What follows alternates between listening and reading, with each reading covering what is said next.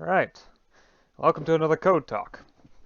So, yes, last time I did forget to say one last thing, and that's the actual name of the mod. For the people is just the name of the demo. For the actual mod itself, the real name is The Hunt for Black October. Bear in mind that for this intro event I did miswrite it, so I went back and fixed that as well as a couple other things after recording. Once I realized, oh hey, I wrote this wrong. So yeah, that's the name because, among other things, it makes for a nice parallel to the Hunt for Red October. Yeah. So yeah, I did write a quick intro event just to display at the very beginning.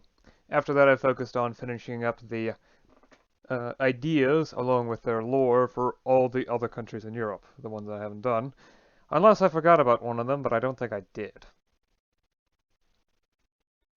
Pretty sure I didn't forget about one. Heck, I even have Turkey, so if you complain about that. Although theoretically, I'm not even sure what exactly it is with Transcaucasia. It's likely that, well, for the northern bits of Caucasia. I think Russia still owns that. Anyway, where were we? Oh, yeah. Right, so Romania has a royal dictatorship somewhat earlier than it did last time, as well as that. There's a national spirit noting that they have, well, they've basically become a mirror to Hungary, anti-revolutionary and whatnot. For Bulgaria, the parliament is currently basically a puppet of the Tsar, and the agrarians are starting to get mad because they've been basically kicked out of politics at least 3 times, which has a tendency to really make you dislike the status quo, per se. So yeah, the agrarians are certainly becoming more and more radicalized as time goes on, specifically towards the anarchist direction. Yeah. This probably has to do with the fact that, big anarchist Russia, so leftists tend to see that as the symbol for the revolution, sort of similar to what happened with Marxism, Leninism after the Reds won the Russian Civil War in real life, although they also did ideological purity efforts, in which they specifically tried to suppress other leftist currents. I don't think the anarchists would do this in this timeline, but again, not everything is set in stone, so.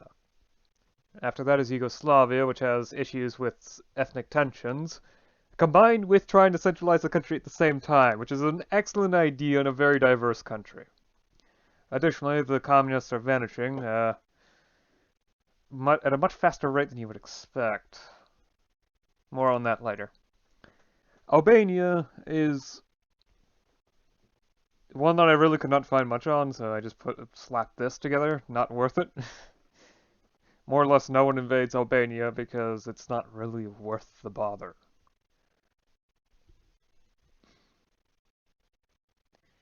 Anyway, so with Greece, historically there has been a lot of trouble with monarchism versus republicanism.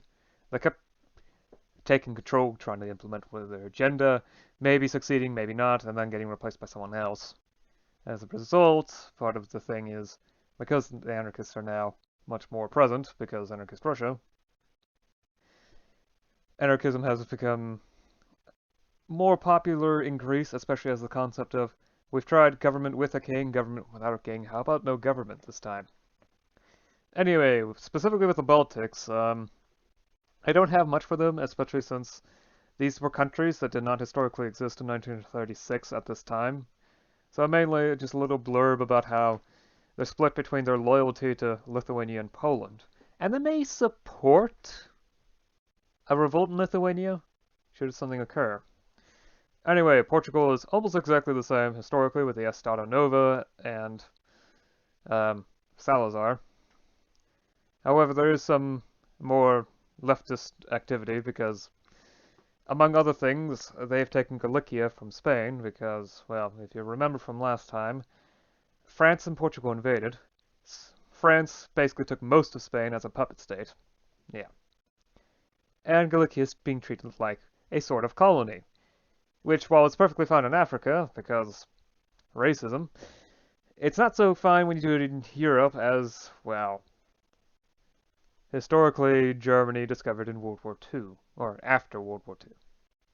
After that is Luxembourg, which, not really that important, I just want to make sure, most of this is from historical, except for the Maulkurf Gazettes. That did not pass, historically. Yeah. Switzerland has absolutely no differences. Yeah. The second idea is on how, um, even if someone tried to invade them, yeah, anyone with a capitalist or at least a anyone with an economy that has banking involved, especially with Switzerland, will defend Switzerland. So unless you take over Europe, you shouldn't invade Switzerland. Anyway, Belgium.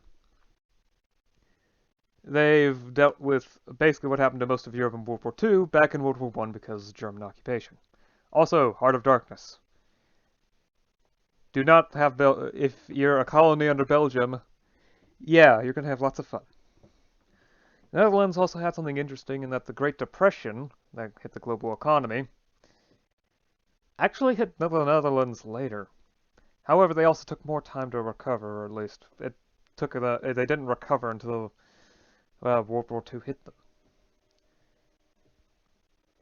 Also, slight thing, since there's so much the middleman and trade-based economy, they won't recover until both France and Germany recover. Ireland.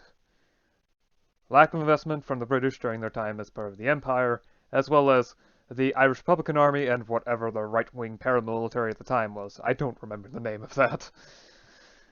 Yeah.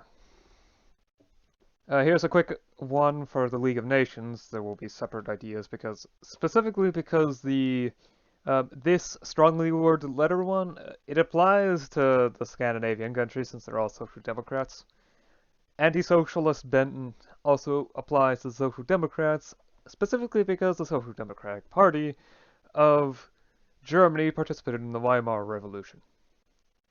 Norway is practically the same, with the Social Democrats managing to get a majority and still being considered part of the opposition. It's great. Denmark is worried about its border. That's not that surprising, actually. Yeah, Scandinavia outside of Finland doesn't change much. Sweden's trying to bring the Nordics together. Yeah, they made efforts towards that, actually.